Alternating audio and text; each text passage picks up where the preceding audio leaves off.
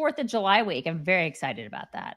That's right. A good time to remind everybody that we will actually be taking Friday off in celebration of America. America! F yeah. That's right. So it's going to be a 4-day week today, or 4-day week this week. But, you know, we're going to be with you for 4 days. We're going to give you all the stuff. We're going to tell you all the news. And I should clarify before we do anything else that last week, I think it was maybe even on Friday, I had told everybody the horrible, horrible, horrible news that Rachel Zegler was planning to be in a remake of The Sound of Music. Thankfully, it's not going to be a movie. It's going to be a stage production or like some Broadway revival of it. Oh, which fine, go still do your bad. stage thing. Still I mean, yeah, bad. it's still bad. But you guys, the people that are retweeting that story so mad of us talking about it on Twitter are so mad. It's like all of her fans came just rushing out to call us old and jealous and wrinkly. Zegler. We're old and wrinkly and gross because we're old. And it's like, tell us something we don't know. We know we're old and wrinkly. Yeah. Hello. That's what happens when you age. That's not hurtful. Well, that's what happens when you age normally. That's what happens when you age. They're not used to that. Anyway, but I just want to make sure everybody knew that it's not going to be a movie. So, right? Thank you, Jesus. Yes. Let's just get this horrible story out of the way because this is horrendous. But you've probably heard that there was a fire set in the mountains of Coeur d'Alene, Idaho. This is where my ex lives, by the way. Really? Like this is his actual. I didn't know he lived in Coeur d'Alene. I watched this whole thing yesterday on this this family of 5 where there was like this huge murder thing yesterday. And it's so weird. Coeur d'Alene has been like on my mind the past couple of days. So bizarre. Really? Yeah. Really weird.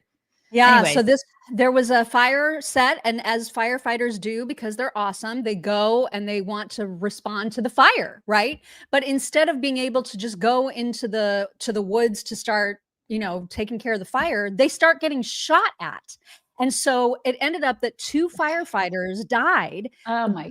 Others were injured. And then, because of all the imagine like you're heading into a fire and then you start getting shot at from God knows what direction. You have no idea where it's coming from. And then ultimately, they had to stop. They had to stop any more firefighters from being able to address the fire. Oh my gosh! So I mean, and then it was clear, like, from the 911 calls and from some of the radio communications from the firefighters themselves, they knew that this was started on purpose to draw them in to get shot at. Like, what kind of a psycho does that? You know what I mean? Where are all these crazy people coming from, you guys? Like, I'm serious. I don't understand it. I don't. Well, and the guy's dead. Whoever the shooter was is dead. The police think that there was just the one, and they tracked him down using cell phone pings or whatever. They did have like a gunfire battle with him, but they didn't confirm that he died because they shot him. And they're not releasing his name yet. So we know very, very little about this entire story as of yet, except that they were unable for a long time to address the fire, which of course has spread, and that 2 firefighters lost their lives, which is it's horrific. It's absolutely horrendous. Yeah, there's just no other word to describe it other than just tragic. Yeah, I don't understand why we have so many crazy people out there. I don't get it. Like, I don't when I was growing up, you were growing up, we grew up in the 80s. I don't remember all these crazy people, you guys. I don't. And people will say to me, oh, no, I think that there were. We had a producer when we were working in radio. And we had this discussion once. And I'm like, honestly, I think people are just, I think everything's crazier now. And he's like, no, I think you just didn't have social media, so you didn't know about the crazy. And I'm like, I just beg to differ. No, I really do. I think social media has caused some of the crazy. Yes. Because it allows people to get all these nutty ideas and then also relate to each other. The crazy finds the crazy, right? And then they plot these crazy things. It's just I mean, because we've literally encouraged crazy in so many different aspects of our culture. We've encouraged it. We've attached, like medals of bravery to the crazy. So it's just, oh my God. Anyway, we will keep you posted on that horrific story. But in the meantime, are you guys getting good sleep? Are you getting good sleep? Oh, wait, hold on. I don't have that, Mock. Oh no, do I have that? Okay, no, I do have that. I'm sorry. I'm an idiot. Are you getting good sleep? It's Monday, you guys. Okay, mattress toppers. I actually have one of these. I have a mattress topper from My Pillow. We put it on my daughter's bed because her mattress is a piece of crap, but then we put the topper on it and it makes the bed that much better, so much better. So you guys should get one of these. Visit mypillow.com/chicks. Use promo code chicks to get the My Mattress topper for as low as $99.99, which makes a subpar mattress really awesome. Par. It makes it par. It makes it over par. Above par. Above par. Yes, if you will.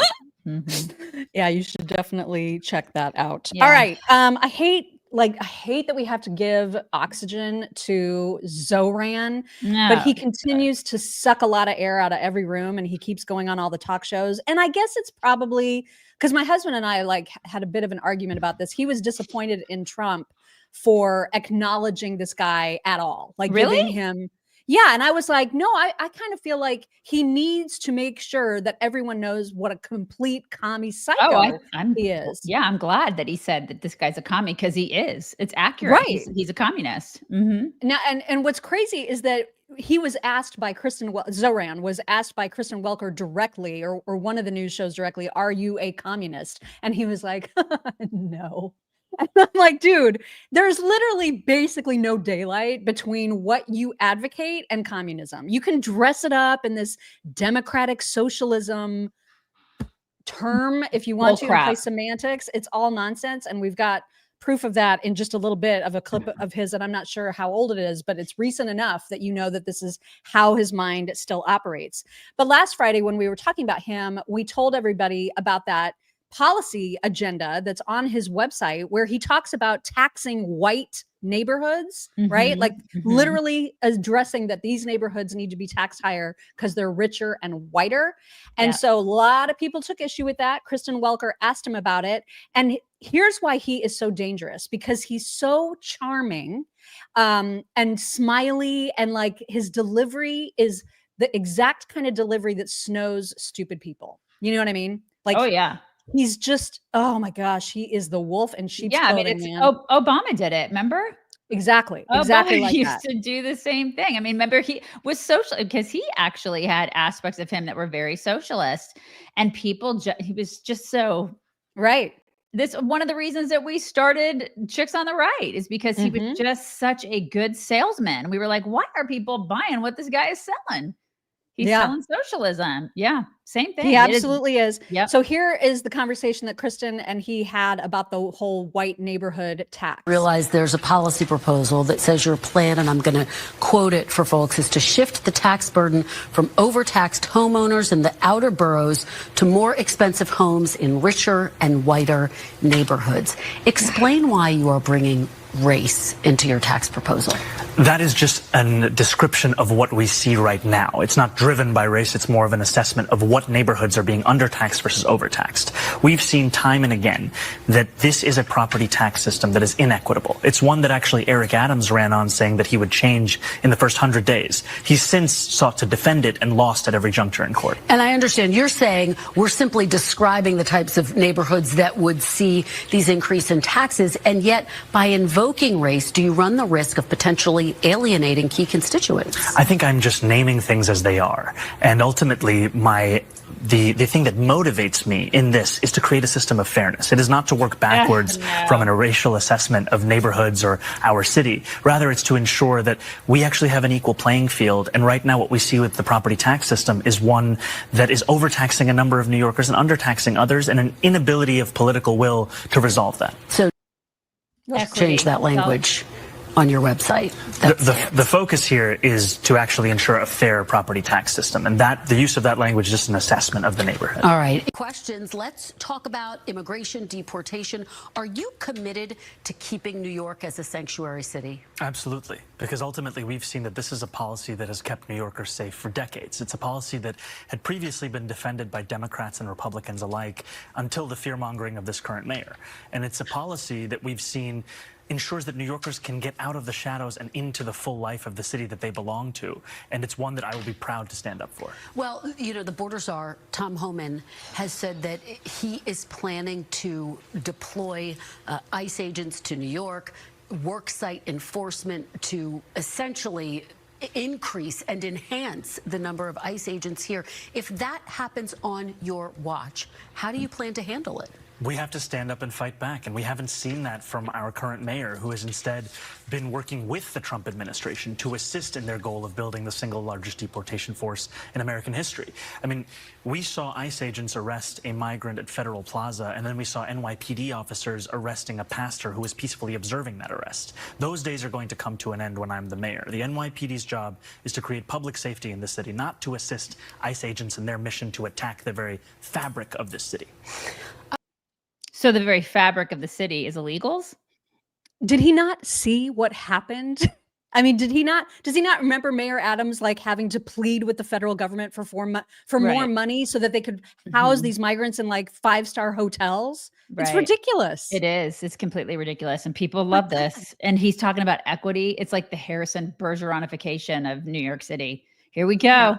We've heard this shit before. It's like, and it never works. Never works. Never works. Nope.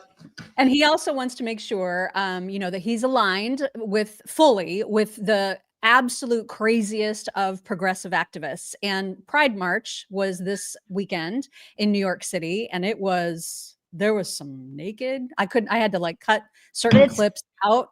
Kid friendly, Mock. It's kid friendly. Oh my God. It was vile, absolutely vile. And he, of course, attended. He was marching right alongside Big Tish, Letitia James herself. So we have a couple different clips to show, first of him, you know, participating in Pride, but then also just some general, here's what Pride looked like in New York City.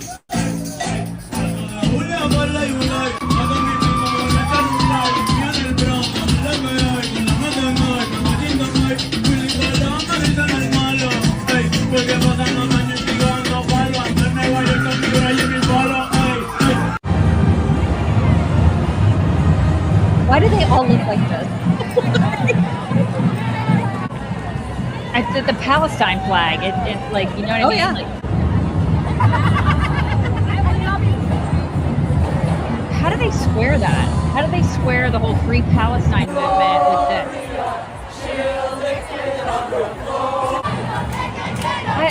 Oh my God, it's right there. I don't get it. And that one was covered. Like there were like plenty of boobs just out and flailing around. But how do they square the whole Free Palestine movement with this movement? The two are not simpatico, you know?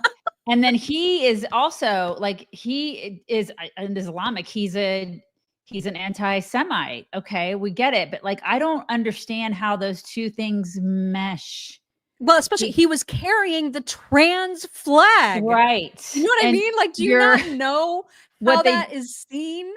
Yeah. What do they do to trans people in Palestine? What do they do in Islamic countries besides Israel to gay people and trans people? What do they do? Oh, they throw them off buildings.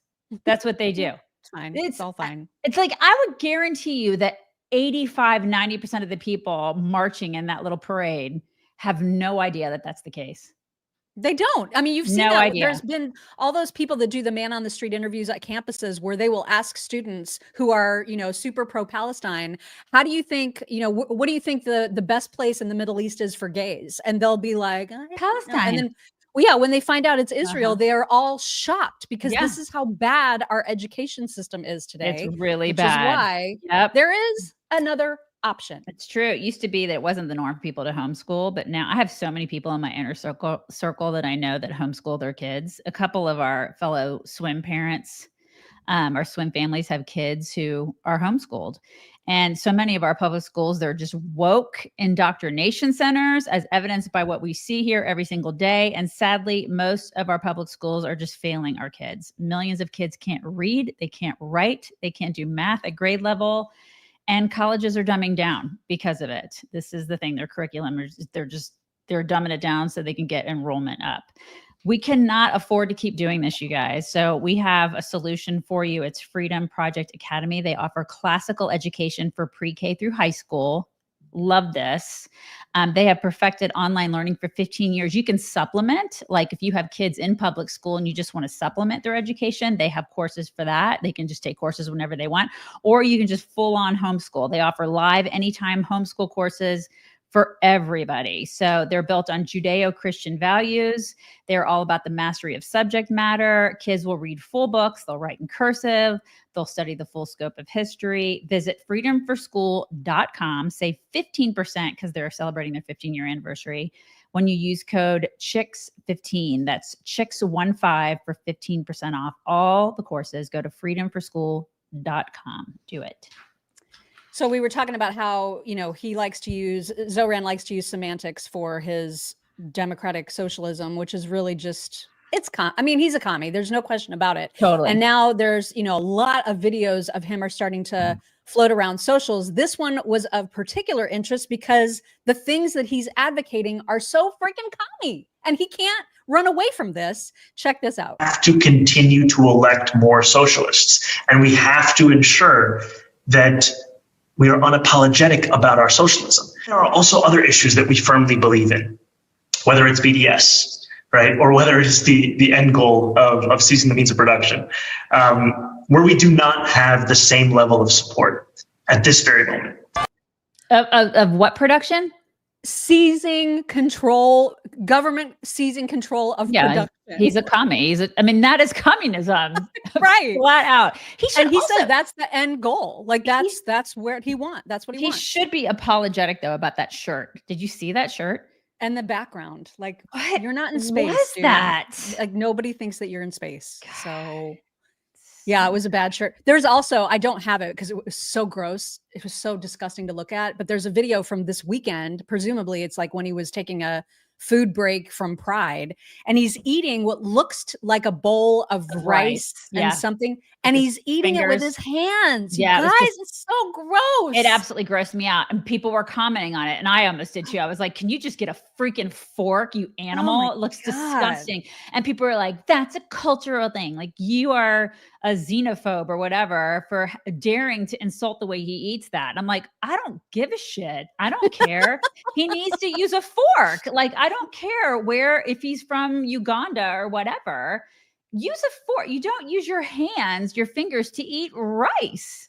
It was so nasty. Get it together. Yeah. What is that? And yet, look at this. I hope that this is just like I think it's Eric Doherty that put out this tweet, and I hope he was just poking fun and this can't be real, but look at this. Democrats have begun running Tim Walz for president and Mamdani as VP. Do it. I hope in so. 2028. Do it. It's fantastic. I love that ticket. It's great. I love it. So Jamaal Bowman was on one of the talk shows this weekend talking about, because there are some more centrist Democrats. Kirsten Gillibrand is one of them. I know she's not very centrist, but who, like, Mamdani does worry some Democrats. Even Hakeem Jeffries has not given him a full-throated endorsement because they know how radical he is, and they don't want the Democrats to go way, way, way, way, way to the left. And so Jamaal Bowman, on the other hand, is just like Zoran. And so he is basically asking all of his Democrat colleagues to endorse Zoran and just understand this is their way of saving democracy, and that Kirsten Gillibrand needs to get on board. These are two clips, and I'll just let them run together. Quickly, do you think the Democratic Party is going to learn some lessons from this race? I hope so. They got to. Everyone should get on board and endorse Zoran right now, because our party, our approval numbers are 20-something%. We're on life support. We allowed Trump back in the office again, and our democracy is on the precipice of falling apart.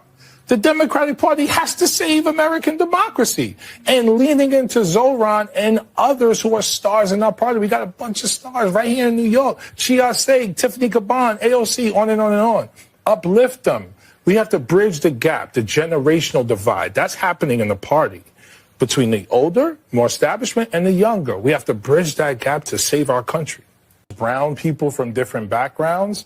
The word socialism is weaponized as some kind of, anti-American thing. And, Senator Gillibrand and others seem to have fallen victim to that level of ignorance and miseducation. It used to be that Democrats all rallied and they knew that socialism was a bad thing. Yeah. Pre-Obama, it was a bad thing. Remember? I'm old enough to remember. I know we're old and wrinkly and we're old enough to remember. We remember. But this is the thing. Why do people listen to him? He's about as relevant as Beto. Yeah, exactly. He's no longer a congressman. God knows what he's doing, except hoping he's going to get invited on these talk shows. Right. Go away. He's so bad. Yeah. But I mean, if this is all they have, and if this is what people want, because when I, look at the socials, we look for news stories and stuff like that. And I kind of see what the pulse is of people. The young people are so excited about this guy. They're so excited. They love the communism. They love the socialism. They are eating it up. They love it, which should tell you they're so uneducated, but they miseducated, I should say. They love it, Mock. Listen, even older, some of the podcasts, I won't say who it is, but there are some older white women like us who think it's great because what they're saying, that the word on the street is, oh, we've pissed off the MAGA crowd. This guy pisses them off, and that's what we want to do. And it's like, that is a terrible reason. But to their own detriment. That's why it's so stupid. It's uninformed. Right. They're doing a neener to us. And it's like, you need to pay attention to the policies of this guy, not just trying to stick it to Trump and stick it to MAGA people, because he is a communist. I mean, it could not be any more clear. But again, I mean, it's the reason that we talk about Freedom Project Academy. It's the reason that we always say that education, especially higher education these days, is so woefully not preparing people to understand the world and how it works. And, when a broken clock is right twice a day.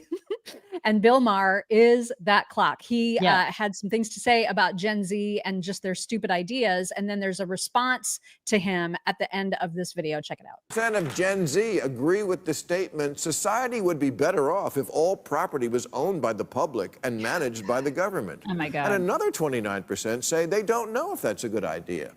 Here's who does know. Anyone who wasn't born yesterday. Right. So when you say you're old, you don't get it. Get what? Abolish the police and the border patrol and capitalism and cancel Lincoln? No, I get it. The problem isn't that I don't get what you're saying or that I'm old. The problem is that your ideas are stupid. China, Cuba, Nicaragua, Venezuela, North Korea, Soviet Union, East Germany, so many socialist failures. But young people keep pushing the same broken ideas. Why? Because public schools teach them to feel, not think. They put feelings over logic, envy over success, and catchy slogans over actual facts. We need to change that. Yeah, I mean, parents got to step in, man. Parents have to teach their kids it's okay to be successful. Capitalism is the way. The reason that you're living so well is because you do live in the United States of America. Look around, sweetheart. Would you rather live in Afghanistan? Would you rather live in, Nicaragua? And where do you want to live? Do you want to live here or do you want to live elsewhere? Because I assure you, your life here is exponentially better than it would be there, or there. Yep. That's what I tell my daughter. And she's on board with that. She's not leaving anytime soon. You know what I mean? I can see that that's a new trend on socials, is that people are getting their passports. There was one guy that was like, I'm going to China because it sucks here. And I'm like, okay, have fun with that. Have a great time. Have a great time over there. Indeed. Scott Jennings is back. He is back in action and he's saying all the things. He weighed in on the whole Zoran phenomenon. And here is. I got to leave it there. Nobody's going to be able to walk Manhattan after he defunds the New York City Police Department, Marie. I wouldn't advise walking Manhattan after he gets rid of the police force. Just to jump in, Mamdani, hold on. Mamdani advocated for defunding NYPD in 2020. He's since said his goal is reform, not defunding. Okay. And then also, you guys are doing that again. It's the old Harris playbook. Just one more thing. Point of order. He just said he didn't want to tax white people specifically, just higher income neighborhoods that do happen to be majority white. He literally wrote it in his statement, Omar. He literally wrote it down. Are you letting him get off the hook? White? No, I am saying that he said that, but not on the basis of race specifically. I'm not saying he didn't say that. He did say that, but not on the basis of race specifically. Scott. I love it when all he can do is just laugh at them. It's so absurd. And he looks at the camera and he's like, how is that not racist? Can you imagine if I ran for office here in Texas and I'm like, I'm going to go ahead and I'm going to tax all the Hispanic neighborhoods. I'm going to do that. That's what I'm going to do. Because, they need to be taxed more. What do you think? Say anything about race. I'm just noting what's an existing thing. Right. And like my neighborhood's primarily, Hispanic with some other cultures mixed in. So I'm going to go ahead and tax the Hispanic neighborhoods.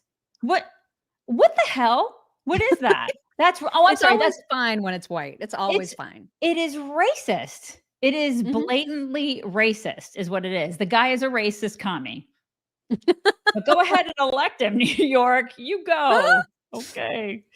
All right, let's stop talking about him because I just can't anymore. And there's so much other stuff to get to. But also we want to remind everybody about becoming a premium member at Angel Studios. Yeah, you should totally do that. Did you guys happen to see King of Kings over Easter? You should have. It's a great movie. How can you not love Angel Studios? There's for people like us, conservatives, who have been totally ignored by Hollywood and all the crazy people in it, all the whack jobs. And this past month, back in May, they came out with The Last Rodeo. It stars Neil McDonough. You guys, if you watched Yellowstone, you know who I'm talking about, ladies, the blue-eyed Neil McDonough. And if you haven't seen it, you need to. I loved it because I love all things rodeo and cowboy. If you like Yellowstone, but you want something that the family can watch, like this is that because it fits the bill, because it's about a retired PBR champion that is trying to he goes back into the rodeo business to save his grandson who is dying of a brain tumor. So it's just a really, really great movie. And if you become a premium member of the Angel Studios Guild, you're going to get 2 free tickets to see The Last Rodeo in theaters. And then you'll also get free tickets to every theatrical release from Angel Studios. And then also as a premium member, you get to help decide which projects get greenlit, which ones get made. You are literally shaping the future of them and the entertainment that they provide to people, which I love. So don't wait. Go to angel.com/chicks, claim your 2 free tickets, and then join over 1 million Americans taking back control of entertainment. That's angel.com/chicks. All right, let's talk about where we are with the big, beautiful bill. Perhaps you heard that over the weekend, Chuck Schumer decided, I'm not going to let a vote on this bill happen until the entire thing gets read out loud on the floor of the Senate. And it's super weird that he never cared whether a bill got read before when they were in the majority. It is interesting. But this one, it was really important that it get read. Now, of course, he wasn't going to do that, right? I mean, like he had sleep to get. Right. But his clerks spent 16 hours reading out loud the big, beautiful bill. And he went to bed. And the clerks stayed up all night and they finished, I think, in the middle of the night last night. I know he's such an God, I can't stand him. And then finally, there was the motion to proceed. So it hasn't been, the actual bill has not been passed, but which this headline makes it kind of sound like it is. But this is just a motion to proceed, which means that now the debate and all the speeches and all that hullabaloo is going to start happening. And so if you look to see like what has to happen next in order for this to finally get to the desk of the president, we've checked off 2 things: the Senate vote, the full bill read on the floor. Now there's going to be up to 20 hours of debate. There's going to be voting on the amendments. Then there's going to be the vote from the Senate on the whole bill. Then they return it to the House and the House has to pass it or not pass it. And then it's finally signed into law. So that is where we are on the big, beautiful bill. Okie doke. One of the senators, Republican senators, that was negative about this bill is Thom Tillis. And Trump went after him hard on Truth Social. And ultimately, Thom Tillis, unrelated perhaps, but he just decided, I'm not going to seek re-election now. Okay. So he said, as many of my colleagues have noticed over the years after last year, and at times even joked about, I haven't exactly been excited about running for another term. That is true since the choices between spending another 6 years navigating political theater and partisan gridlock in Washington or spending time with the love of my life, our 2 kids, 3 beautiful grandkids, and the rest of our extended family. It's not a hard choice, and I will not be seeking re-election. Yeah. So spending his pension that we're paying for. Right. You're welcome. And he's not the only one. Like there's a tally at this point of folks on the Republican side who are either retiring or hanging on by a thread. So Don Bacon from the 2nd District in Nebraska, Thom Tillis, of course, Mitch McConnell is not running for re-election. And then John Cornyn in your state is looking like he could be losing a primary to Ken Paxton. Right. Yeah, we'll see what happens there. Yeah. So lots of pieces and parts moving around. Yeah. And then Friday after our show was like a humongous day with respect to Supreme Court decisions. We'll obviously get to the big one later on in the show, but just another one that was a less big deal, but also still important was that 6-3, of course, long party lines. So the Supreme Court ruled in favor of religious families being able to opt out of lessons about LGBTQ crap in their schools. I love this. So I know that was great news. Absolutely love this. Great news. And then because it was such a successful day in the Supreme Court for Trump, he did a presser on Friday afternoon. And we're not going to belabor like all the Q&A, but there were 2 really funny moments from that presser. One where he was like just overwhelmed by the number of questions that reporters had. And so here's what he said about taking questions. By the way, so many questions. Should we keep this going, Pam? This is the opposite of Biden. Biden would take a half a question and he'd leave without answering it. It's true. I mean, how many times did he even do a presser? I think we can count on like not even on 4 one hand. Yeah. Maybe. Yeah. This is the thing. It's so different now, the level of transparency. So much. And then there was a reporter, I'm not sure from where, who started to ask a question. And then this reporter screamed out, Trump 2028. And Trump heard it and had to like make a comment about it. It was a cute moment. Here it is. Thank you so much, President Trump. Illegal crossings in the border are 0 now. 0. Does everyone hear that? 0. Trump 2028. Do you accept President Trump? Who's that guy? I like him. He's working the cameras. With this new reality, President. That's pretty funny. The liberals are losing their minds. Of course they are. Right. Which is fine. That's totally fine. And Trump means business when it comes to making deals with certain countries about tariffs. And when somebody pisses him off, he is quick to tell them off. And that's exactly what he did with Canada. Go ahead and read this, please. We have just been informed that Canada, a very difficult country to trade with, including the fact that they have charged our farmers as much as 400% tariffs for years on dairy products, has just announced that they are putting a digital services tax on our American technology companies, which is a direct and blatant attack on our country. They are obviously copying the European Union, which has done the same thing and is currently under discussion with us also. Based on this egregious tax, we are hereby terminating all discussions on trade with Canada effective immediately. We will let Canada know the tariff that they will be paying to do business with the United States of America within the next 7-day period. Thank you for your attention to this matter.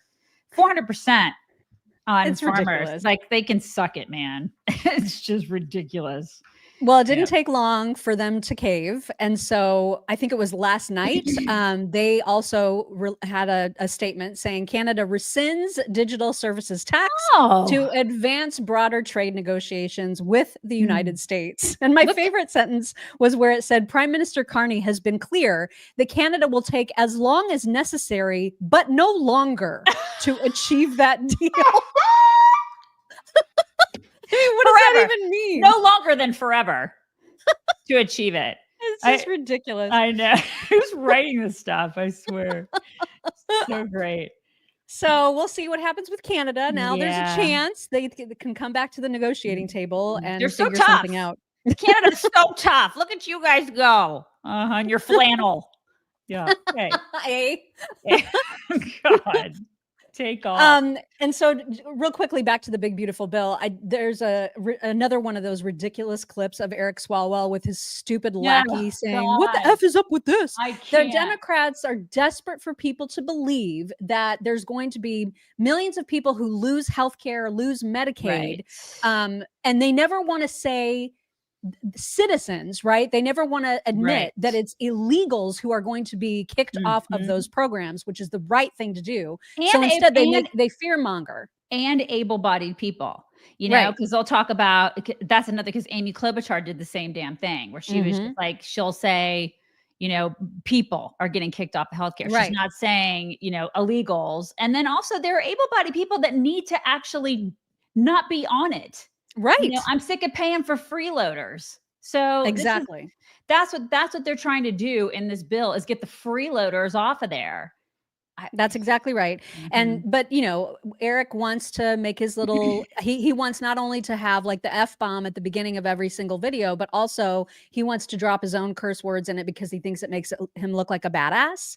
And again, before anybody comes at me saying, well, you liked it when Trump dropped the F-bomb, it's because it's authentic. Eric Swalwell looks like a complete tool when he tries to do this. Totally. It's inauthentic. Take a look.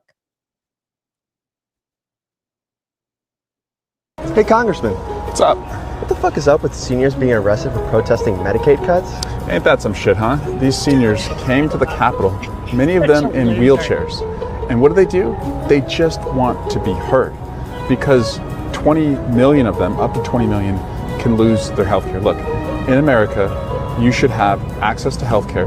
You should be able to choose who your doctor is, and it should be of the highest quality, period. Republicans, so billionaires can get the biggest tax cuts that they're not even asking for, are going to take those seniors who came here off their health care. And the last thing we should do to them is arrest them. But that's what Donald Trump wants. We just can't go away. If they can show up in their wheelchair, all of us can show up at our town squares and say, hell no. He's such a tough guy. Look at him. Such a badass. With the pubic hair on his face. Such a tough guy. And remember the whole, like, if you like your doctor, you can keep your doctor. Maybe he should have talked to Obama about that. It's so weird. And he doesn't mention that. Weird. So weird. He doesn't mention that. What the F is up with that? This series is so ridiculous. Dumb. It's so cringe. So ridiculous. And it's interesting because he was talking about I think we showed a little video clip of the protesters that like stormed the Capitol last week fighting against the big beautiful bill, and Capitol Police took care of them right away. They were making arrests. They're not letting any this kind of hullabaloo happen again. And it's interesting that Eric Swalwell is like, they just want to be heard. It's so different than his attitude towards the people who just wanted to be heard on January 6th. Yeah. Anyway. Yeah. Some people, young people even people who look like the stereotypical progressive, they are starting to see the light. I hope and pray that this is becoming more and more common. Here's an example of a girl who is not red-pilled 100%, but as she describes it, man, she is well on her way because of idiots like Swalwell and the rest of this nonsense that the Democrats spew. I'm not even a Republican, but every time someone on the left opens their mouth right now, like, I am this close to becoming a Republican. When I hear the words, no human is illegal, coming from a group of people that more than likely own fucking passports, like, I'm this close to putting a MAGA hat in my cart. Like, I am trying to be reasonable, okay? I am trying.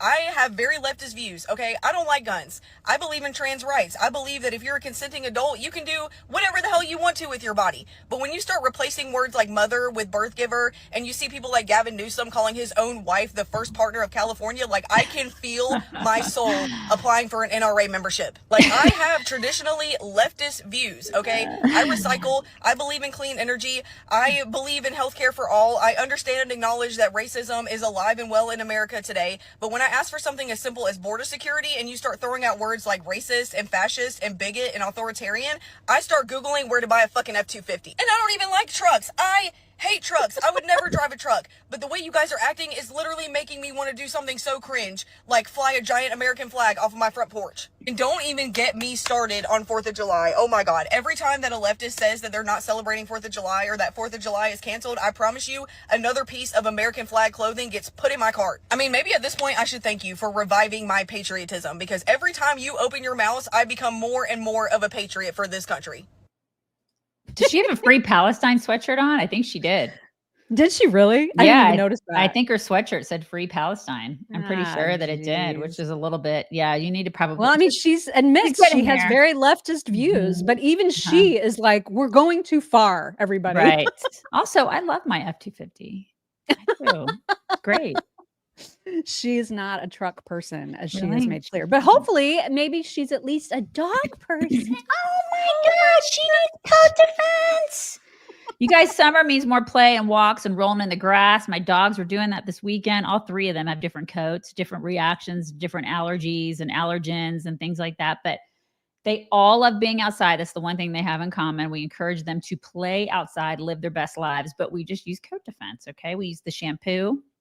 We use the powder for the itchy skin, ears, all the things in their dog beds. And then we use the balm for their toe beans on their hot spots if they get them, which they really don't get too much anymore because we use all the other stuff. Theo, our Pure Mix, got into an altercation with a skunk a couple weeks ago. And you guys, I sprinkled the preventative powder all over him. I let it sit for like a half hour, and then I bathed him in the shampoo. Gone. This stuff is nothing short of miraculous. It's awesome. I swear he didn't have any skunk left on him. Forget the tomato juice and all that stuff. Like, have coat defense on hand. It is a godsend. Plus, it smells like summer. So this stuff has saved us a ton of money. It's saved us time. It's amazing. It makes your dogs like soft and snuggly and awesome. You can save 15% at coatdefense.com. Be sure to enter code CHICKS when you check out. That's coatdefense.com. Code CHICKS. They know I'm talking about them, so he wanted to come say hi. He brought a carrot, a stuffed carrot. Use code CHICKS. It's coatdefense.com. Code CHICKS. Sorry, you can go lay down again. Okay, see his carrot. He brought a carrot for me. Oh my God. Okay, go lay down with his carrot. Sorry, I was talking about you. Okay, and they knew. They knew. We've played clips from Tony Latipus or Lapidus. I feel so dyslexic whenever I see his name. I think it's Latipus. He does the amazing impressions. He does a great Trump. He does a great Lex Friedman. He does a great Dave Smith. He's absolutely spot on with his impressions. And so he's got a new one out where he's playing Elon, also phenomenal with the voice and the affects that Elon has when he talks. But this is a bonus because it also includes some Trump impersonation. Love this. Here it is. First of all, congratulations on your birthday, 54. How do you feel? Yeah, it feels kind of good. Yeah, it feels kind of awesome. So, I feel 1 year older because I am. Yeah, so. Obviously, I got to ask you, did you hear from Donald Trump, anybody in the administration? Yeah, Donald called just to say happy birthday, which was kind of weird, but it was kind of nice. He actually gave me a birthday present, which was the same Tesla that I'd given to him. So, yeah. Would you be prepared to share with us at all some of the things, what he said? Yeah, he just said... I don't know what the hell happened, Elon. We used to be so good. But it's your birthday, and I wish you a happy birthday. I want to say that it's water under the bridge. A lot of people don't know that phrase. I do. I know phrases, quite frankly, probably better than anybody. But I wish you well, and I wish you a fantastic year. So, yeah. He also said, would you like another big, beautiful black eye for your birthday? And how did you react to that? No. The laugh. He's got him down. I don't know how he does it. I don't know how any of those guys do that. It's crazy. It's just absolutely amazing. All right, let's talk about the most significant Supreme Court decision that had to do with these nationwide injunctions that all these crazy judges think they have all this power, and they're like stopping every single agenda item that Trump wants to enact in its tracks. Everybody's been sick and tired of this. We've been waiting and waiting and waiting for the Supreme Court to finally make a decision, and they did, and it was 6-3. Amy Coney Barrett wrote the majority opinion, and in it, they ripped on Ketanji Brown Jackson, who was so mad about the fact that they ruled in favor of not allowing these rogue judges to enact these nationwide injunctions. And so I guess Ketanji Brown Jackson wrote the minority opinion, the dissent rather, and we'll get to that in a minute. But the way that the majority judges roasted her in their opinion was epic, you guys. So just an example. Oh God, I'm gonna have to get my glasses. Oh my God. You want me to read it? Yeah. Can you? We will not dwell on Justice Jackson's argument, which is at odds with more than 2 centuries worth of precedent, not to mention the Constitution itself. We observe only this: Justice Jackson decries an imperial executive while embracing an imperial judiciary. Oh, I mean, that was just the first one, right? Like we've got a couple other examples. She laid into her. She said the principal dissent focuses on conventional legal terrain like the Judiciary Act of 1789 and our cases on equity. Justice Jackson, however, chooses a startling line of attack that is tethered neither to those sources nor, frankly, to any doctrine whatsoever. Oh my gosh. Which is just beautiful. I mean, this is like such an indictment of her intellect. Just her, in general. Like what a dumbass they put on the Supreme Court. Yeah. Yeah. She said Justice Jackson would do well to heed her own admonition. Everyone from the president on down is bound by law. That goes for judges too. Oh my God. So they told her. Yeah. And interestingly, what's her name? Kagan. What's her first name? Elena Kagan was one of the dissenters to this ruling. However, just 3 years ago, here's what she was saying about nationwide injunctions.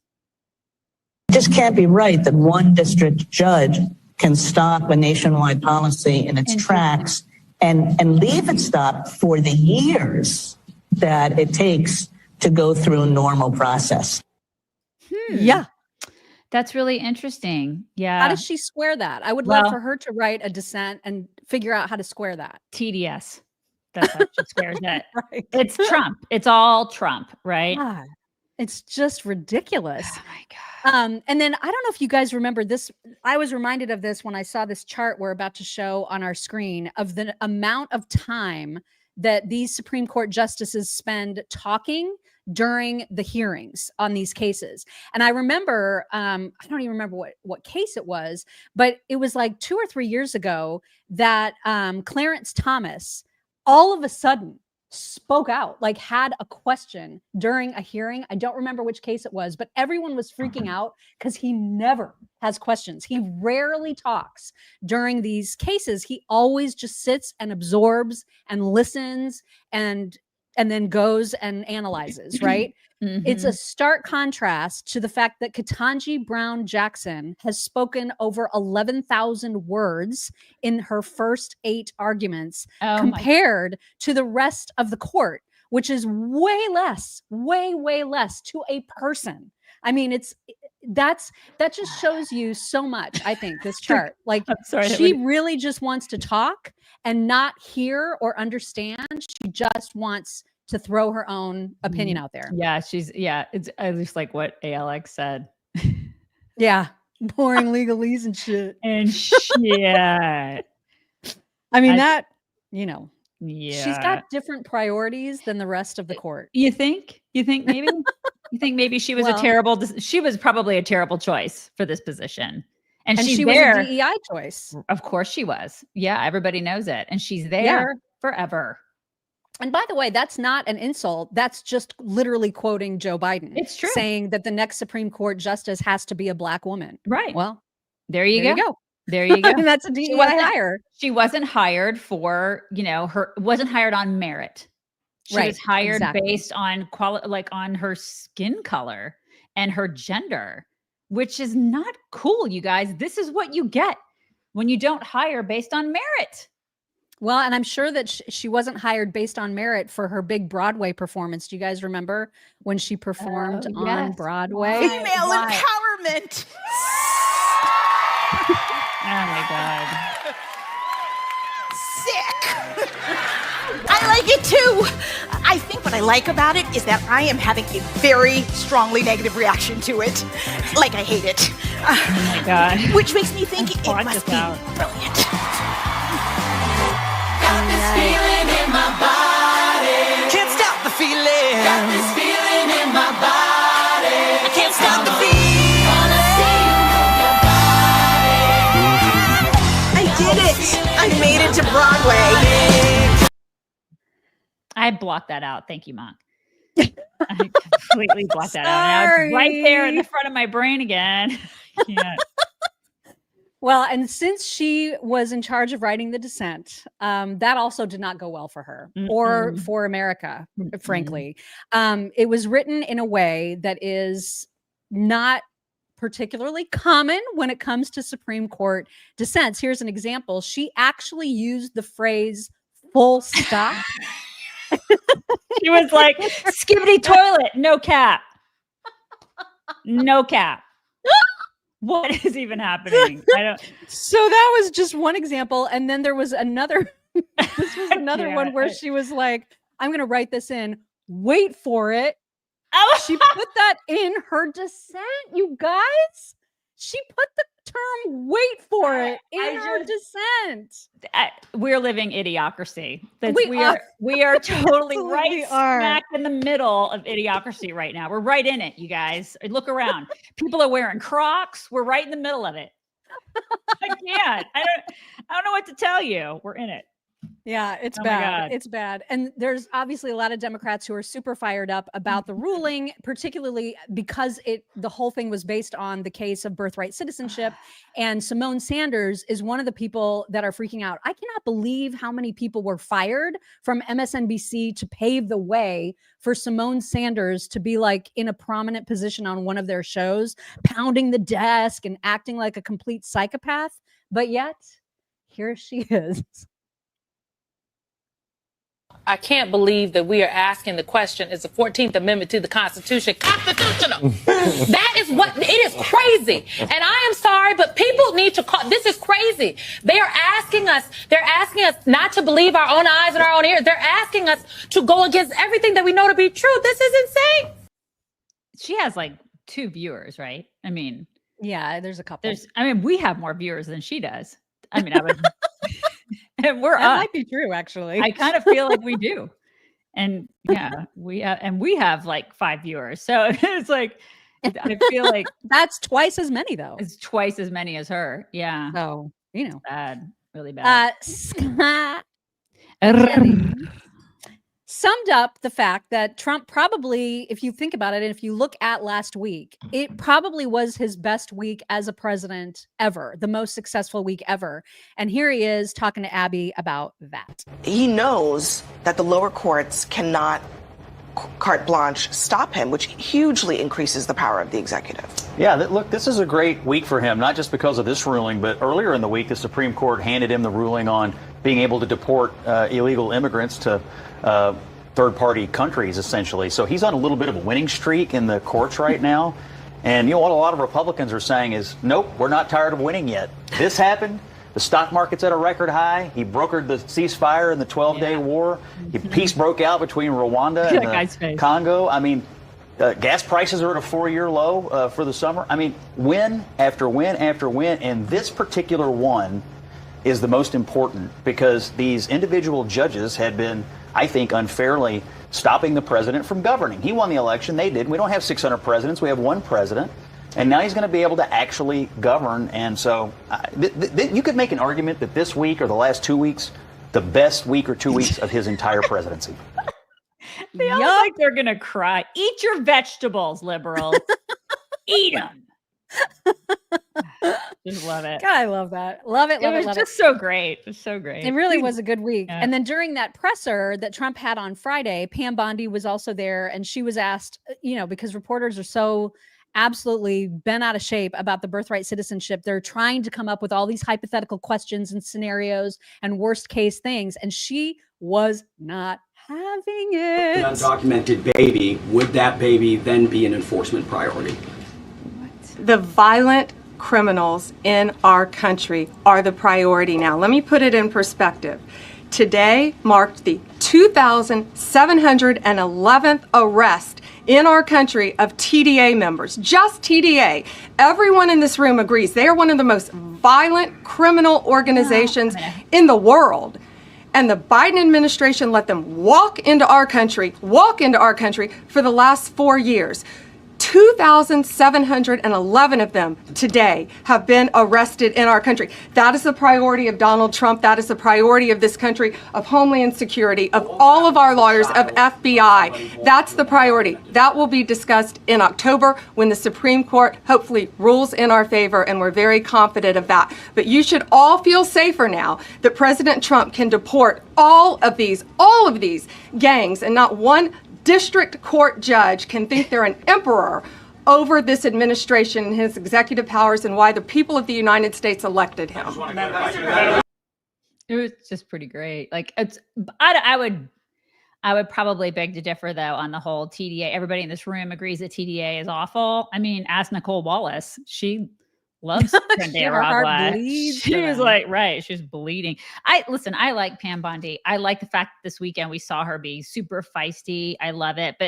But she, I need to see some people going to jail.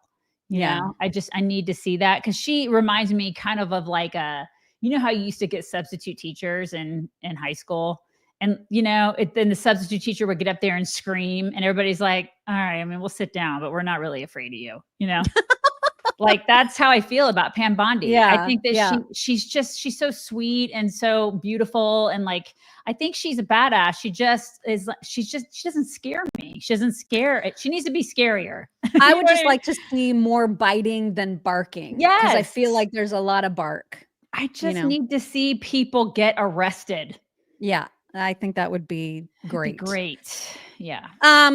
We need to talk about the fact that Trump had a very long message for the Ayatollah. He is not happy with Iran's Ayatollah because obviously that guy's a psycho, and he's somewhere in a bunker talking about how Iran won against the United States like a crazy person. And Trump is clearly getting tired of it. And Trump also expects this guy to have a modicum of respect for him for actually not allowing him to be killed by IDF. And so he had some things to say about it. Please read this. It's a two-parter Trump tweet to the Ayatollah. Why would the so-called supreme leader, Ayatollah Ali Khamenei, is it Khamenei? Khamenei, sorry. Of the war-torn country of Iran, say so blatantly and foolishly that he won the war with Israel when he knows the statement is a lie? It is not so. As a man of great faith, he is not supposed to lie.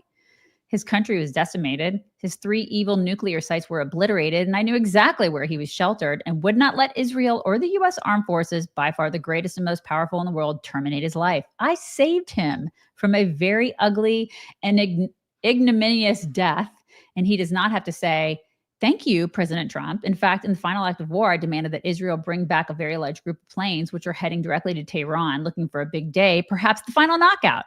Tremendous damage would have ensued, and many Iranians would have been killed. It was going to be the biggest attack of the war by far. There's more. Here's the second part. During the last few days, I was working on the possible removal of sanctions and other things, which would have given a much better chance to Iran at a full, fast, and complete recovery. The sanctions are biting. But no, instead, I get hit with a statement of anger, hatred, and disgust, and immediately dropped all work on sanction relief and more. Iran has to get back into the world order flow, or things will only get worse for them. They are always so angry, hostile, and unhappy. And look at what it has gotten them. A burned out, blown up country with no future, a decimated military, a horrible economy, and death all around them. They have no hope. And it will only get worse. I wish the leadership of Iran would realize that you often get more with honey than you do with vinegar. Peace. And so what was the response? A fatwa. So in response, the Ayatollah is like, yeah, I'm issuing a fatwa and I'm commanding Muslims everywhere to murder Donald Trump. So, and Netanyahu. Yeah, maybe he shouldn't have been so kind in the I mean, I shouldn't say this out loud, but maybe he shouldn't have been so kind. Maybe he shouldn't have been so kind. I actually don't really know why he was. Like, if they had an opportunity to take this guy out in the midst of all of the stuff that was going on with the 12-day war, right?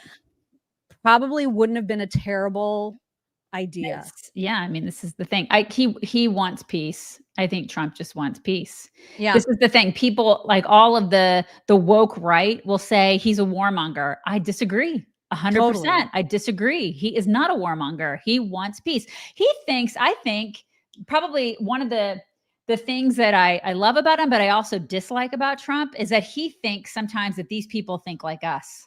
Right. I totally disagree with them on that. I think these people think nothing like us. So, yeah, I completely agree. These are not normal people that you can negotiate with. Nope. And they're not people that you can assume that the art of the deal is going to work on. Yeah. They're just a different breed of crazy. Yep. And there's no reasoning with them. Yeah. And I think that he feels as though I can do this. I can negotiate with them. I love that about him. But I also, if I were friends with him and I could talk to him, I'd be like, dude, you cannot reason with crazy terrorists. You just can't. Yeah. Yeah. Speaking of crazy people, Greta Thunberg, who you may know from such things as being a climate change activist and then deciding that she is a pro-Hamas activist. And now she is an LGBTQ activist in Hungary, of all places. Here she is from the weekend. Today, I am joining thousands of people in Budapest, in Hungary, who are defying Viktor Orban's desperate attempt to ban the Pride March. Pride is both a protest but also a celebration of love and who we are. This is yet another fascist attack on human rights, but you cannot ban love. So I hope to see you all on the streets. What an absolute grifter. Oh my God, just the worst. She's wearing a scarf where it's like, do you even know? So she's wearing the scarf that would basically throw these people off buildings. And then she's like, love is love. Really? Really, Greta? Okay. Your parents are stage parents. You're an actress. Stop. A terrible actress at that. She's just, oh my God. Yeah, that's one of those people that your fists form, even though we don't condone violence on the show.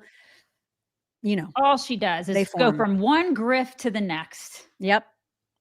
There was a musical festival, the Glastonbury Musical Festival, over the weekend, where there was a band performing by the guy's name is like Bobby Vylan, I guess, and he's like maybe a hip hop artist of some sort. And it was so disturbing to see him actually lead a chant of 30,000 plus people in calling for death to the IDF, which was super jarring. And it's got a lot of people talking. You're going to see exactly what he said to the crowd and how they responded to him. And then you'll see a news report of a few different newscasters responding to what they just saw. Free! Alright, but have you heard this one though? Death to the IDF! Death to the IDF! Death to the IDF! Death to the IDF! Death to the IDF!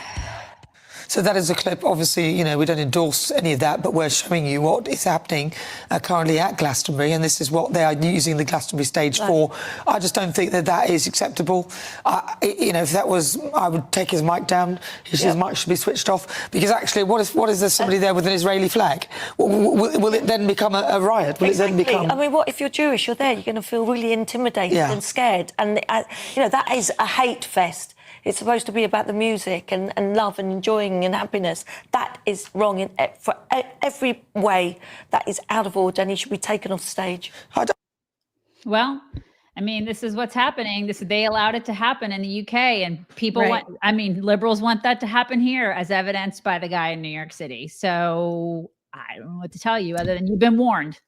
Well, and it's, you know, I know what that last gal was like. They should be taken off the stage, whatever. I mean, here, you know, this guy, this loser would have a First Amendment right to say whatever it is that he's going to say. But in the UK, they are very all over the place when it comes to their hate crime laws, as this account, Jews Fight Back, pointed out. He said, so as an American, I'm trying to understand UK law. Here's what I've gathered. If you offend someone online, you're arrested. If you use the wrong pronoun, arrest. Burn a Quran, arrest. But call for the murder of Israelis on stage in front of, 200,000 people live on the BBC, quote, well, we're reviewing the footage. We're just going to see what that looks like. We know where their loyalty is now. This is the thing. These people, they have been swallowed. They have been swallowed by it. They let it in. It's like a cancer. It's done. They're done. They're done. And that's because people are so afraid of being called names. They're so afraid. They want to be politically correct. And it will happen here if we're not afraid of it. It already is. I mean, we see this on college campuses already. I know. And we've been saying it for years. For 16, 17 years, we've been doing this. We've been saying it. People are like, you're xenophobic, you're Islamophobic, you're this phobic, you're a racist, you're whatever. Call me whatever you want to call me. I don't want this shit in my country. I don't want it here. It's not simpatico with Western ideology. It's just not. It is as simpatico with Western ideology as communism is. It just doesn't mesh, you know, it doesn't. And so I don't care. Like if you want to, whatever, practice your religion freely, do all that kind of stuff. All that garbage, the death to you, and it doesn't belong here. It doesn't. It doesn't belong in any civilized society at all. It just doesn't. And people can disagree with me. That's fine. But right now we do have free speech. And I can say that. And I don't think it belongs here. And if Glastonbury comes to New York City will become, listen, it's already happening in Houston. New York City will become Houston, will become Dallas, will become, I live in Texas, will become, different cities, all of it. Believe me, it'll take hold. And it's because people are so willing to go, well, it's not happening in my town, or, well, I don't want to say anything because I don't want to ruffle any feathers. Well, it's too bad you don't want to do that, because you should. The police are apparently looking into this, saying, we are aware of the comments made by the acts on the West Holt stage at Glastonbury. Video evidence will be assessed by officers to determine whether offenses may have been committed that would require a criminal investigation. You gotta be kidding me. The double standard is so blatant. Oh my God, it's out of control. It's just unbelievable. And this guy is planning on touring here in the States. So Patricia Heaton had posted a warning to everybody about that, saying, don't let this guy in our country. And then within hours, I don't know if this has been confirmed or not, but there was a report that the State Department is looking to revoke his visa, or the group's visa. And I hope that they do, because there's no place, you don't get to visit here. If you're going to be calling for death to Israel, death to America, then you're not allowed to come. This is you're not entitled to be a guest in our country if that's how you're going to talk about people. And people will say, that's un-American. Why? Because it's like somebody saying death to my family and then wanting to come in my house. Right. What is that? Why do I have to let them in my house? I don't want somebody coming into my house if they're saying death to my family. It's amazing that needs to be said out loud, right? I'm saying it out loud, but yeah, this is the thing. There was some kind of weird ass ceremony that took place over the weekend where all these Islamic radical women with their babies were holding their babies up in the air to say, yes, I would be delighted for my baby to be a martyr for Islam or whatever. It was really, really jarring. Unfortunately, the news reporter who's reporting about this, he's kind of quiet compared to the noise of the actual crowd. But there's, the captions are on the screen, so you'll be able to read along with what is happening. But this is a sickness, right? Like when we say diversity is not always good, and some cultures are better than others, this is the kind of crap I talk about when I say that. When I say some cultures are better than others, I say that with no shame whatsoever. I am phobic against mothers who want babies to be sacrificed for their religion. I agree completely. 100%. That is freaking effed up, you guys. And here is the news report about it.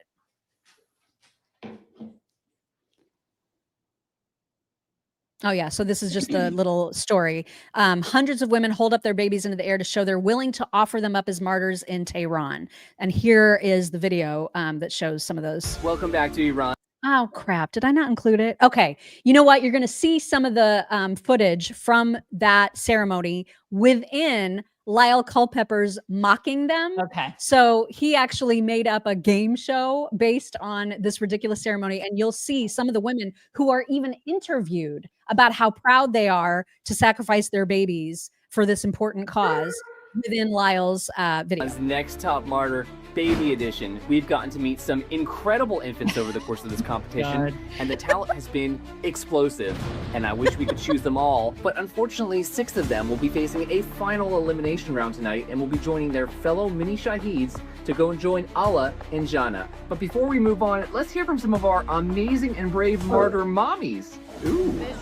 We want to show them we are not scared of anything, she says, and will support our state until they are destroyed. And she says they need to know that Imam Hussein is our everything, and we should sacrifice our lives for Imam Hussein. This is a symbol saluting Imam Hussein, she says, who's the leader of all the oppressed who stand against oppressors and don't submit.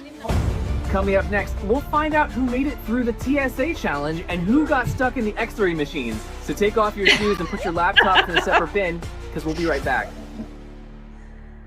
Isn't that disgusting? It's absolutely disgusting. I can't wait to hear how it's the Jews' fault. Right?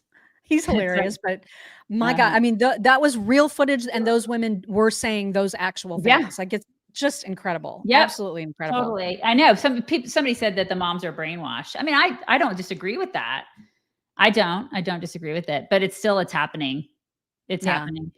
And how do you undo that? Like, that's generations worth of indoctrination. Yeah. Like, it's just, I don't know that there's fixing it. I really don't. And that just shows you that those babies grow up to hate a whole group of people. Groups of people. Mm-hmm. They're indoctrinated to do that. It just shows you that that's the case, and that it's not okay. It's just not okay.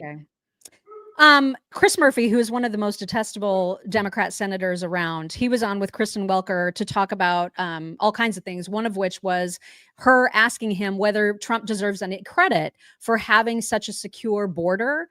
And his way of saying, no, he doesn't deserve credit was so mind-blowing to me that I need you to help me understand his rationale for not giving him credit, because this makes no sense to me. Border crossings are at a record low. Do you give the Trump administration some credit for that? And are you, when you look at those figures, do you think things are moving in the right direction, at least in that regard, Senator?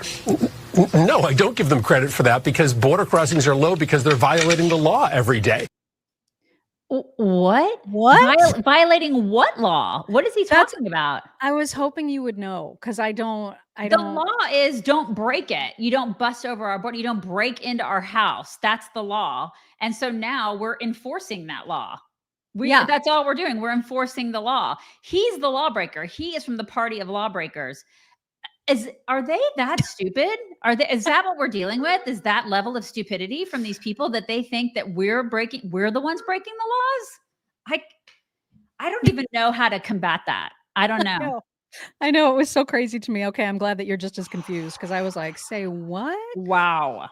Also, Gavin Newsom is suing Fox. So he's suing Fox for $800 million, saying that Fox lied about his phone call with President Trump during the LA riots. Okay. And specifically, he's demanding that Jesse Waters put out an on-air apology. And if that happens, then he will dismiss the lawsuit. So it's going to be very interesting to be watching Jesse over this week to see if they actually make him do this, or if they fight it. I have no idea what's going to happen, but that's. I wonder how it was how he feels it was mischaracterized, and how he came up with the number of 800 million. You know what I mean? Like, how do you do that? I don't know. I have no idea. And that is the number we're going to zone in on, is 800 million. It's worth 800 million. Right. I'm sorry, my dog is barking. I don't know why Bear is barking right now, but he is literally he's losing mad. his mind. He's just losing his mind, and I don't know why. I don't know what's going on. Sorry, guys. It's okay. Also, I'd completely forgotten that she existed and was so much happier that way, honestly. But Chelsea Clinton was recently on some sort of, I don't know if it was a podcast or what, talking about RFK and how he's basically not qualified for the job that he's in and how dangerous he is. Here is some of the ridiculousness that she said. Here's Chelsea. RFK Jr. exactly wants there to be ongoing confusion and disorientation around vaccines and vaccinations. He's not at all troubled by there being kind of pushback. I really feel like we're living in the reality of those old ads around like the Holiday Inn Express, right? Where like the pilot is flying the plane and they're like, wait, do you know how to fly this plane? He's like, don't worry, I slept at a Holiday Inn Express last night.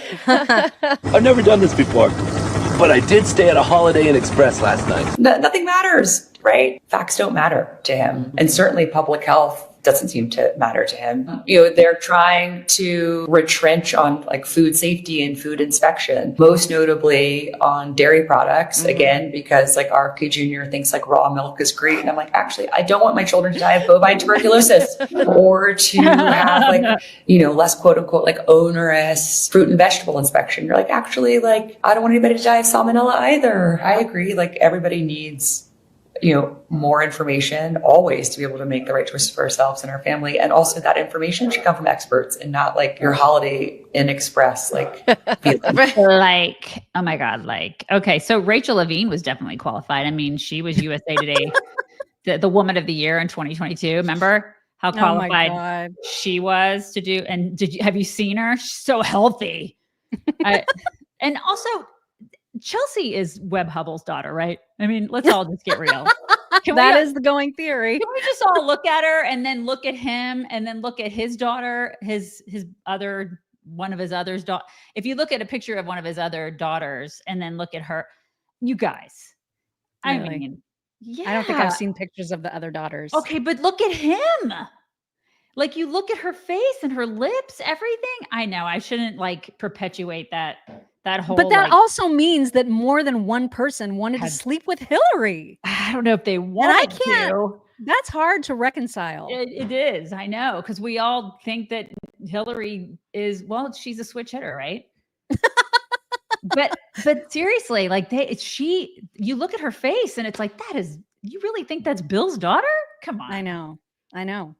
Well, and just seeing Chelsea again reminded me of how much we made fun of her at WIBC when we were on the radio because of her sheep voice. Because when she was at the DNC, when Hillary was running for president and at the DNC, Chelsea spoke on behalf of, to praise her mom. And she had this weird affect that we made fun of all the time. And so I found the clip of when she does. Really? Okay. Yes. And it just brought back all the memories of our radio days. I love it. So here is what we used to make fun of. You're going to notice the sheep. She goes, she does. Here it is. This one. Every single memory I have of my mom is that regardless of what was happening in her life, she was always, always there for me. Every soccer game, every softball game, every piano recital, every dance recital. Why did she do that? She's a sheep, you guys. She totally is. She's like every softball game. Every dance recital. She's like Peter Griffin. She's like a cross between a sheep and Peter Griffin.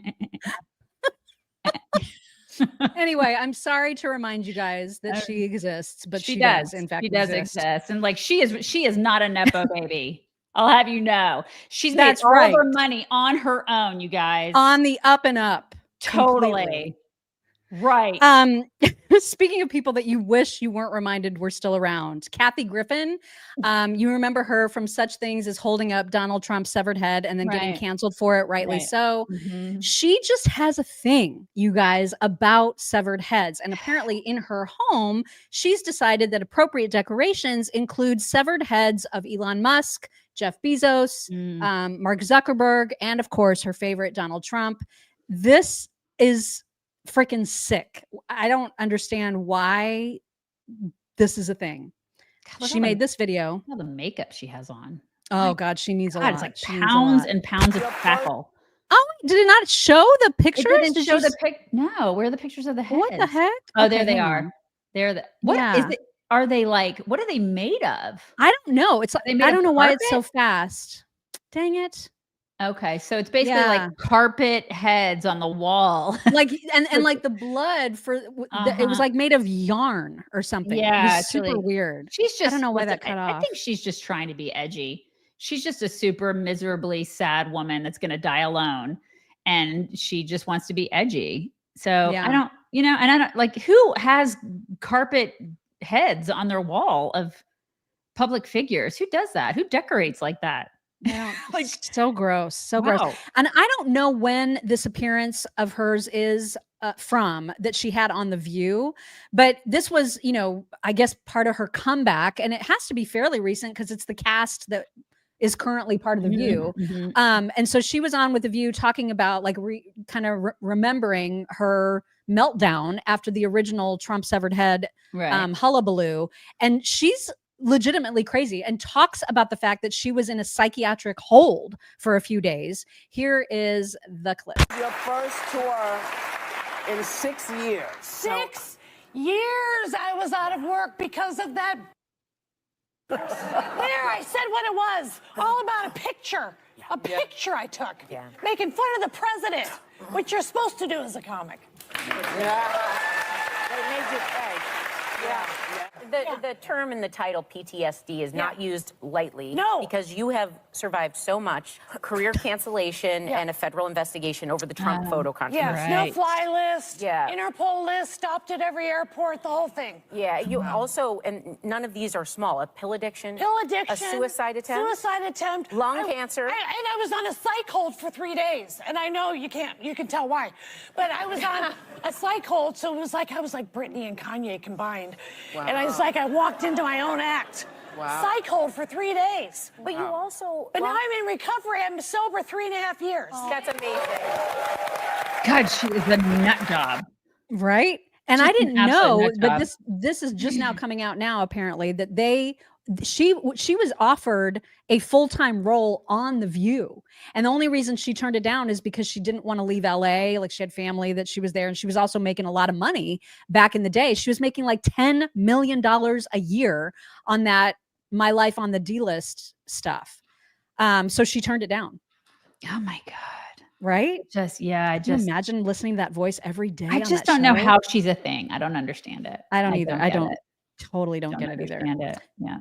All right, we do have an update. This is going to be considered part of my Pillow Toks, but you remember the story that we told on Friday from the Murray Hill guy about his dating adventure in New York City, where he had sent a confirmation text to a girl that he was having a blind date with and saying, "Hey, I just wanted to confirm that we have dinner tonight. Here, are we still on for 8:30?" And she wrote back, "Yes, that would be great, but I need to know first of all if you voted for Zoran because I'm super stoked that he won." And he immediately canceled. Right. And then she became super threatening, even though he didn't reveal her name or anything. She was like, I'm going to tell the police if you don't take this down. I'm going to call all the lawyers, whatever. So over the weekend, that story was played on Fox and Friends. Oh my God. He was featured in like the New York Times or the New York Post, one of the two. Like the story has gone absolutely everywhere. You heard it here first. That's right. You did hear it here first. That's right. But he also DM'd us because we had posted the short of us talking about that story. And he just, wanted to thank us for bringing attention to his account. Obviously, it's exploded over the last several days. Right. And now there's an update in that she sent him another tirade of over text. And so just read what she said. He hasn't written back and he can't because she's blocked him now. But the girl is freaking a lunatic. Read this. Hello, don't even bother responding as your number is blocked. This is your formal warning. If you don't immediately remove all posts, TikToks, Instagrams, podcasts, and any other content featuring me or my messages, I will take further steps. The viral exposure is ruining my mental health, damaging my reputation, and making daily life unbearable. I'm done being dragged into this for anyone's entertainment. You have 24 hours to fix this before I escalate. Escalate it. Escalated. Escalated. Girl. Like You go. you are a lunatic. Your whole name was never even out there. I know. No one has any idea who she actually Nobody is. knows. Oh my So God. the fact that she's so openly admitting that she's this weak-minded, Right. that she can't take it. Yeah. I mean, And it's such a testament of exactly what liberal women are like. Right. And you know that she's the first one to go, I'm a strong feminist. I don't need Right. no man. She's one of the, really? Are you strong? How strong are you, lady? How strong? Okay. Anyway, there's the update. Who knows? There might be more, but I just can't. I get endless enjoyment out of the story. I just think it's so totally funny. do. Mhm. I hate to bring up Mamdani again, but since we just talked about him in context of this dating story, someone decided to do a day in the life of what it'll look like to live under Zoran's rule in New York City, and I thought that this was pretty cute. Welcome to a day in my life in Ayatollah Mamdani's new socialist Islamic caliphate of New York City. We, of course, wake up and the first thing we do is we must pray to Allah because we've all been converted to Islam, but we love it. No God but God. Despite Supreme Leader Donald Trump's best efforts, abortions are not yet illegal in the socialist caliphate of New York City. And thanks to Ayatollah Mamdani's free childcare, I have carried all 8 of my pregnancies to term because the basket he gives you when you give birth has a Louis Vuitton bag in it. Thank you, taxpayers. Then I head out to my $30 an hour minimum wage job. Despite my new lucrative salary almost closing the wage gap between me and the billionaires, Ayatollah Mamdani made buses free. So now I ride them every day with the criminals he released from jail and the former homeless people who now live in affordable housing. Then I head to one of the city-run grocery stores. Gristetti's is closed for good, but this one is just as expensive. But it doesn't matter anymore because Comrade Mamdani made sure all city grocery stores can only charge the same price for everything. That's communism.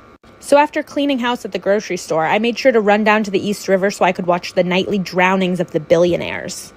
Inshallah, am I right? That's right. She's right. Uh-huh. That's what it'll look like. Mm-hmm. Also, I know we've played clips of Bowmanizer before, way in the past. He and his family do these hilarious skits making fun of the Kardashians and the Kardashians show. But what he's doing in this clip is the caption read something like, "This is what every panel discussion on any podcast ever has sounded like." And what is my favorite part about it is when they break character because they think what they're doing is so ridiculous. You can tell, and it's just my favorite thing. Check this out. All right, today we're going to be talking authentically about authenticity. I guess my first question is, how do you authentically show up in a way that's authentic to your authenticity? Well, I mean, first and foremost, thanks for having me here. Yeah. When you're trying to be understood so that people understand you, it's better to speak in a way that is understandable. Yes. When things become inauthentic, things become misunderstood, and it's hard to understand what's misunderstood when the authenticity is no longer authentic. And I guess my question here is, when authenticity becomes inauthentic, how do you understand, the way to find to understand authenticity? For sure. Is to be in yourself understood. And some people, I think, just don't understand themselves.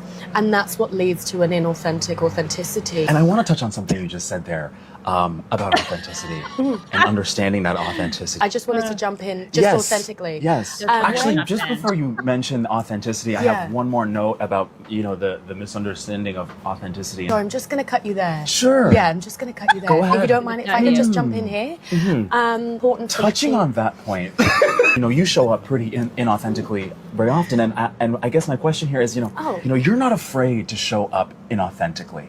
No, I think it's important to, and I know it's something that you understand. Yes. What is clear to me is that you also must truly believe in your, and I think that's clear to everyone here. Wow. Clap if it's clear. Exactly. Wow. Clap if it's clear. Clap if it's clear. We need to start doing that with our audience. Clap if it's clear. Clap if it's clear. Oh my God. I love that so much.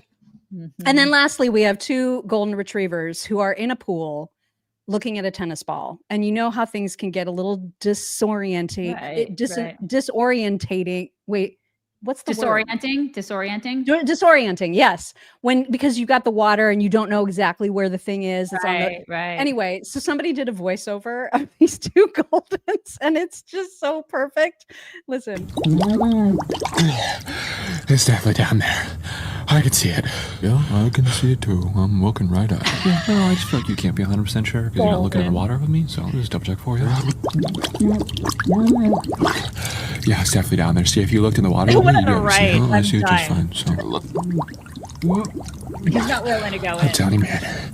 I'm looking right at it. Yeah, every time you do that, you're actually making it harder for me to see because right there. You keep shaking. Right there, dude. You keep shaking the water around it. I don't know, dude. I think I'm just gonna have to deep dive for it. Maybe see all this. Okay, well, you're a dog, notice you. So. I'm going for it. Here we go. The one on the left is like so willing to go for it. The one on the right. Come on, you're getting all wet. Wow, yeah, that's at least like 3,049 or number. 2 clicks or something down there. No, let me think of a better plan, okay? Tell mom and dad I'm a good boy. I'm going over. Hold on.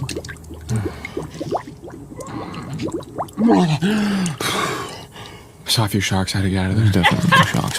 Dude, come on. I think if we both go down at the same time, we'll be able to get it. Okay, yeah, I know that sounds like a terrible plan, and I'm not gonna do that. Seriously, I had it in my mouth. I was so close. You at no point had that in your mouth. I saw the whole thing. You went in the quote. I had to drop it. There was like 70 sharks. Yeah, there's literally no sharks, so.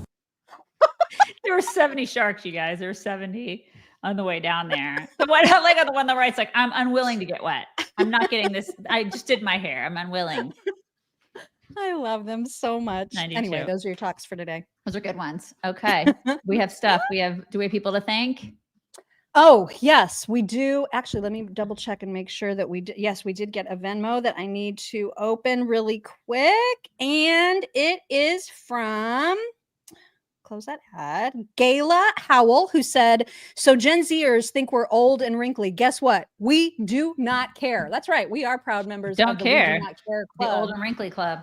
Mm-hmm. Roth Lady Wright said, when will we learn Iran will never learn? I hate to say this, but it might have been better if that part of the world was demolished and wiped out years ago. Good to see you both doing well. Sad I'm no longer in Cozumel, in the paradise I lived in for the past 7 days. So many animals you would want for pets, Mock. They just run around there and our resort acted like they were not there. So weird, yet kind of cute. Not in Texas, just hot, no gorgeous ocean, no one to wait on me constantly. And then she went on to say, those crazy crack ass ladies, let's give our babies up so they can be murdered. They should just be shot down. What a bunch of asshats. I might have met some people in Mexico who might have had family that can take care of those crazy bitches. Probably do it free of charge as a family discount. LOL. Just kidding. Some women are so stupid. They are really stupid. All right, now you. Anastasia, 63. People trusted Ted Bundy for the same reason as Z. Yeah. They're charming. It's true. Yep. Susan Tavernese, 7876. Good morning, chicks. I work for a well-known international logistics company, and I work every day with the newly implemented tariffs. I wish people could see the loads of money coming into the U.S., but alas, Trump haters are blind.